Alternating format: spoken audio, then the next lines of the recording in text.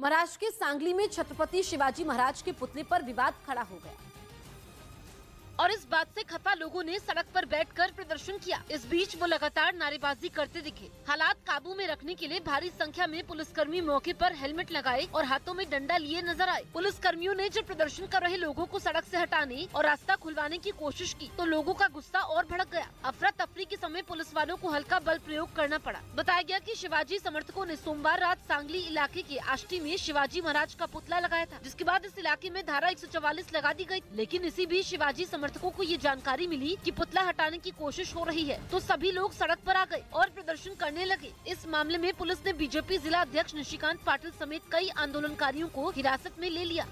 उत्तर प्रदेश के बुलंदशहर में 2 महीने बाद पुलिस ने गहनों में दुकान में लूट करने वाले 2 बदमाशों को मार गिराया। पुलिस के मुताबिक एक दिन पहले जिले की 2 अलग ये बहुत ही कम निवेश पर पैकर्स एंड मूवर्स बिजनेस शुरू करके महीने का 5 लाख कमाते हैं। इनसे सीखना है तो फ्रीडम ऐप को अभी डाउनलोड कीजिए। अलग जगहों पर दोनों बदमाशों से मुठभेड़ हुई थी, जिसमें वो मारे गए।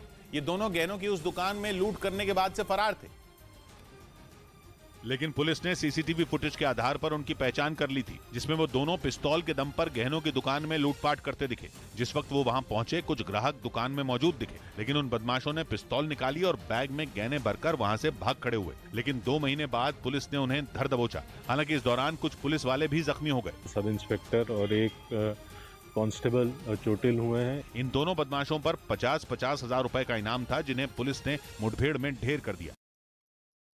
उधर टीम इंडिया के तेज गेंदबाज जयदेव उनादकट ने इतिहास रच दिया। रणजी टूर्नामेंट में पहले ही ओवर में हैट्रिक बनाने वाले वो पहले गेंदबाज बन गए, जिन्होंने पहले ओवर की 3 गेंदों पर दिल्ली के 3 खिलाड़ियों को पवेलियन लौटा दिया। रणजी ट्रॉफी में सौराष्ट्र की टीम की तरफ से जयदेव उनादकट ने यह इतिहास राजकोट में खेले गए मैच में रचा। इस मैच में उनादकट सौराष्ट्र टीम के कप्तान भी हैं। पश्चिम बंगाल में 30 दिसंबर को शुरू की गई वंदे भारत ट्रेन पर 24 घंटे में 2 बार पत्थरबाजी की घटना सामने आई है, जिसमें ट्रेन के कोच का शीशा चटक गया। बताया गया कि पथराव में कोच नंबर C3 और C6 की खिड़कियों के शीशे टूट गए। वंदे भारत ट्रेन पर ये दूसरा हमला दार्जिलिंग जिले में फंसीदेवा के पास हुआ। जांच करने पर पता चला कि ट्रेन जब न्यू जलपाईगुड़ी के यार्ड में जा रही थी, तभी ट्रेन के शीशों पर पत्थर के टकराने की तेज आवाज सुनाई थी। पथराव की इस घटना के बाद रेलवे पुलिस ने अज्ञात लोगों के खिलाफ केस दर्ज कर छानबीन शुरू कर दी है। इससे पहले 2 जनवरी को भी मालदा के पास वंदे भारत एक्सप्रेस पर पथराव किया था। इस पत्थरबाजी में कोच C13 के दरवाजे का शीशा टूट गया था। घटना के बाद ट्रेन में अफरा तफरी मच गई थी। वहीं वंदे भारत पर पथराव को लेकर बंगाल की सियासत भी गर्मा गई। बीजेपी ने घटना की NIA जांच की मांग की है और ममता सरकार पर उपद्रवियों को बचाने का आरोप लगाया है। इस मामले में बीजेपी नेता अमित मालवीय ने ट्वीट कर ममता सरकार पर गंभीर आरोप लगाए, तो वहीं TMC ने इसे पश्चिम बंगाल को बदनाम करने की साजिश बता दिया। यूक्रेन पर हमला जारी रखने के लिए रूस में 24 घंटे हथियार फैक्ट्रियों में काम हो रहा है।